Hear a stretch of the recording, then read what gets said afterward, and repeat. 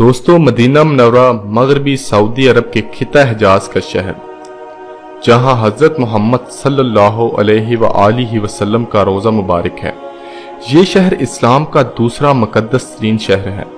شہر کی آبادی 2004 کی مردم شماری کے مطابق 9,18,899 ہے۔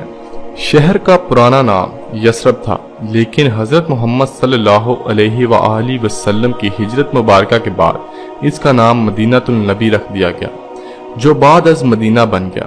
اس کی بنیاد اسلام پر ہے۔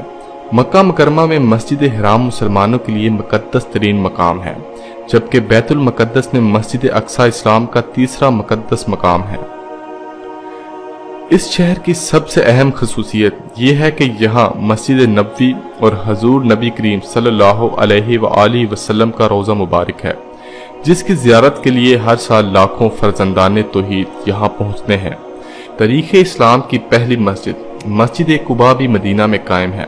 مکہ مکرمہ کی طرح مدینہ منورہ میں بھی صرف مسلمانوں کو داخل ہونے کی اجازت ہے۔ دونوں شہروں میں قائم مختلف مساجد میں ہر سال حج کی مناسبت سے لاکھوں مسلمان عبادت کرتے ہیں۔ اس کی ایک اور خصوصیت یہ ہے کہ مدینہ منورہ کے چاروں طرف فرشتے ہیں اور دجال یہاں نہیں آ سکے گا۔ قبل اسلام شہر مدینہ یثرب کہلاتا تھا۔ یہ ایک اہم تجارتی قصبہ تھا اور یہاں کے بت پرست باشندے ہر سال زیارت مکہ کیا کرتے تھے۔ یہ شہر عرب یہودیوں کا بھی مرکز تھا۔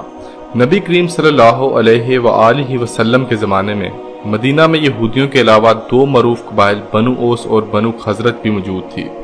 یہودی قبائل بنو نذیر، بنو سیدہ، بنو حارث، بنو جشم اور بنو نجار شامل تھیں۔ بنو اوس اور بنو خزرج کے طاقتور قبائل کے درمیان 610 عیسوی کی دہائی سے 120 سالہ طویل جنگ چل رہی تھی۔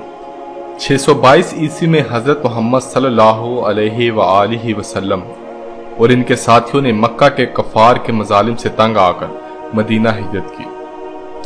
نبی آخر الزمان کی آمد پر اس کا نام مدینہ النبی پڑ گیا اور یہ شہر اولین اسلامی ریاست کا دارالخلافہ بنا۔ حضور صلی اللہ علیہ وآلہ وسلم کی آمد پر تاریخی میثاق مدینہ طے پایا۔ اس کے علاوہ مواخات کے تحت تمام مسلمان مہاجرین اور انصار کو بائی بائی بنا دیا گیا۔ بدر، احد اور احزاب کے غزوات کے بعد فتح مکہ کا تاریخی واقعہ رونما ہوا۔ تاہم نبی کریم صلی اللہ علیہ وآلہ وسلم اپنی جائے پیدائش مکہ میں رہنے کی بجائے دوبارہ مدینہ واپس آئے۔ خلافت راشدہ کے بعد حضرت امیر معاویہ رضی اللہ تعالی عنہ نے دارالحکومت دمشق منتقل کر دیا گیا۔ مسجد الحرام کے بعد دنیا کی سب سے اہم مسجد نبوی کی تعمیر کا آغاز 18 ربیع الاول سن 1 ہجری کو ہوا۔ حضور اکرم صلی اللہ علیہ وآلہ وسلم نے مدینہ ہجرت کے فوراً بعد اس مسجد کی تعمیر کا حکم دیا اور خود بھی اس کی تعمیر میں بھرپور شرکت کی۔ مسجد کی دیواریں پتھر اور اینٹوں سے، جبکہ چھت درخت کی لکڑی سے بنائی گئی تھی۔ مسجد سے ملحق کمرے بھی بنائے گئے تھے جو حضور صلی اللہ علیہ وآلہ وسلم اور ان کے اہل بیت اور بعض اصحاب رضی اللہ تعالی عنہ کے لیے مخصوص تھے۔ مسجد نبوی جس جگہ قائم کی گئی وہ دراصل 2 یتیموں کی زمین تھی۔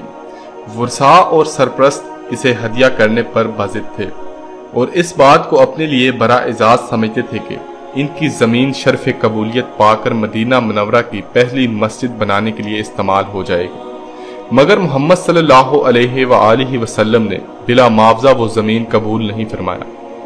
10 دینار قیمت طے پائی اور آپ صلی اللہ علیہ وآلہ وسلم نے حضرت ابوبکر صدیق رضی اللہ تعالی عنہ کو اس کی ادائیگی کا حکم دیا اور اس جگہ پر مسجد اور مدرسے کی تعمیر کا فیصلہ ہوا۔ پتھروں کو گارے کے ساتھ چن دیا گیا، کھجور کی ٹہنیاں اور تنے چھت کے لیے استعمال ہوئے اور اس طرح سادگی اور وقار کے ساتھ مسجد کا کام مکمل ہوا۔ مسجد کے ساتھ ایک چبوترا بنایا گیا جو ایسے افراد کے لیے دارالاقامہ تھا جو دور دراز سے آئے ہوئے تھے اور مدینہ منورہ میں ان کا اپنا گھر نہ تھا۔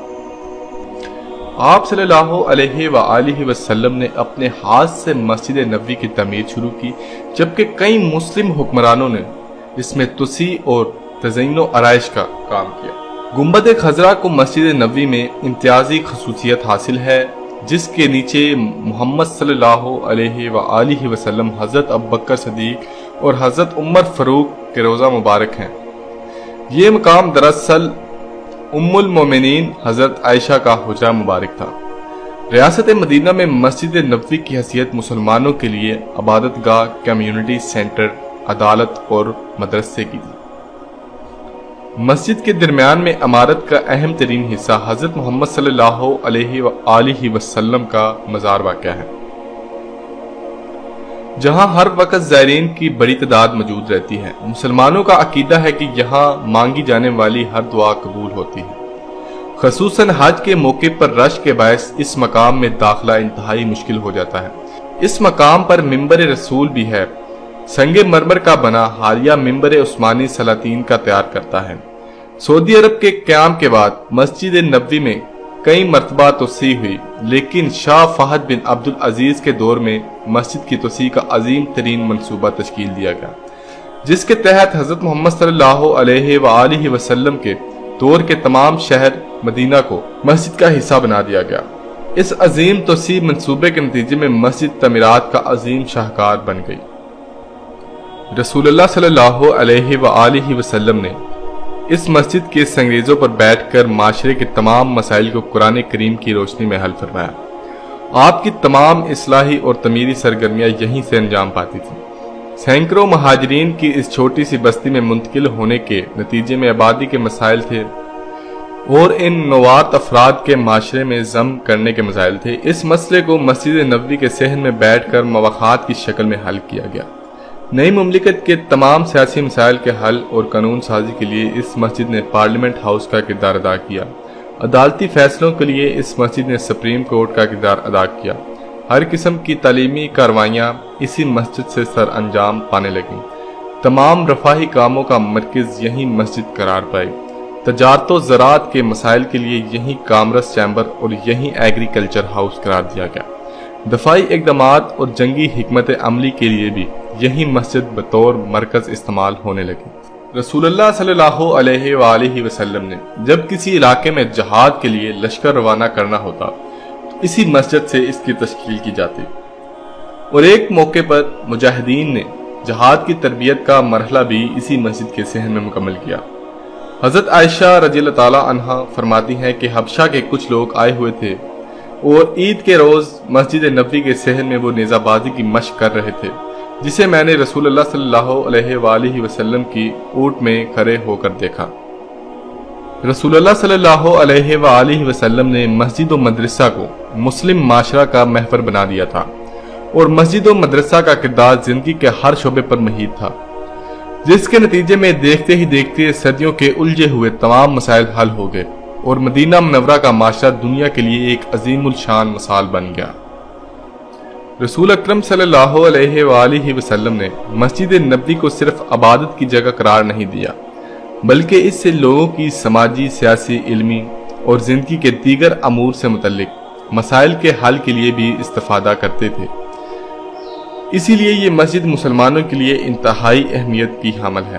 برسوں سے لاکھوں مسلمان مسجد نبوی اور اس کے احاطے میں واقع روضہ نبوی کی زیارت کے لیے نہایت عقیدت و احترام اور ذوق و شوق کے ساتھ مدینے جاتے ہیں۔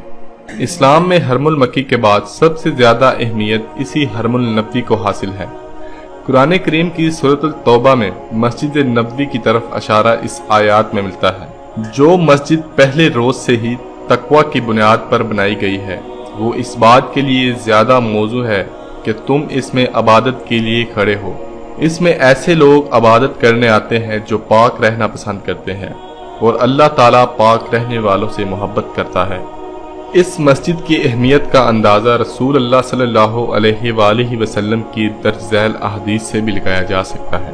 حضرت جابر سے روایت ہے کہ رسول اللہ صلی اللہ علیہ وآلہ وسلم نے فرمایا کہ میری اس مسجد میں نماز اجر کے اعتبار سے دوسری مساجد میں نماز پڑھنے سے 1000 گنا افضل ہے، سوائے مسجد حرام کے اس مسجد حرام میں نماز پڑھنا اس کے سوا مساجد میں 1,00,000 نمازیں پڑھنے سے افضل ہے۔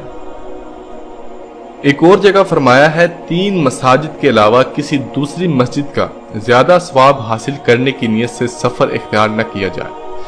یعنی مسجد الحرام، مسجد النبوی اور مسجد الاقصی۔ ایک اور حدیث ہے یعنی کہ آپ صلی اللہ علیہ وآلہ وسلم کے منبر شریف اور حجرہ مبارک کا درمیانی حصہ جنت کے باغوں میں سے ایک باغ ہے۔ سعودی عرب کے فرمانروا شاہ عبداللہ نے مسجد نبوی کی تعمیر و توسیع کے لیے 4 ارب 70 کروڑ ریال کے عظیم منصوبے کا اعلان کیا تھا۔ منصوبے کے مطابق مسجد نبوی کے مشرقی حصے کی توسیع کی جانی تھی، جس کے بعد اس حصے میں مزید 70,000 نمازیوں کی گنجائش بڑھ گئی۔ اس منصوبے میں مسجد نبوی میں 182 بڑی خودکار چھتریاں بھی نصب کی گئی تھیں تاکہ زائرین سورج کی گرمی اور بارش سے محفوظ رہ سکیں۔ تو دوستو، یہ تھی آج کی ہماری ویڈیو۔